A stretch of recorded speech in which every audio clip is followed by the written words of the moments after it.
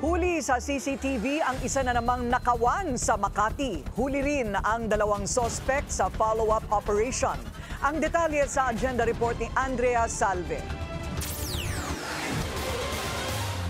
Nabalot ng takot ang sanay masaya at payapang hapunan ng magkakaibigang ito sa isang kainan sa Makati City. Bigla na lang kasing sumulpot ang dalawang lalaking balot na balot ang katawan at nakasuot pa ng mga helmet. Pareho silang may bitbit na baril. Dinampot ng lalaking nasa pintuan ang bag ng isa sa magkakaibigan. Pumasok naman ang isa pang sospek. Tinutukan niya ng baril ang biktimang naka-jacket at saka hinablot ang cellphone nito. Hinigpitan man ang hawak sa cellphone. Kalaunan ay wala na rin itong nagawa kundi magpaubaya dahil sa takot. Tangay ang gamit ng mga biktima, lumabas sila, sumakay sa dalang motor at mabilis na umeskapo. Nang mahuli sa tagig ang dalawa, itinuro naman nila kung saan nakatago ang mga ninakaw na gamit. Kinailangan pa itong hukayin ng mga pulis dahil nakabaon ito sa ilalim ng lupa. Kasama na rin daw dito ang mga nauna ng ninakaw ng mga sospek.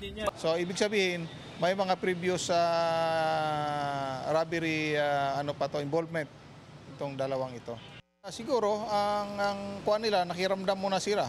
No? Kung kailan nila i-dispose yun, o maaaring maghanap muna sila ng buyer nun bago nila ibenta yun.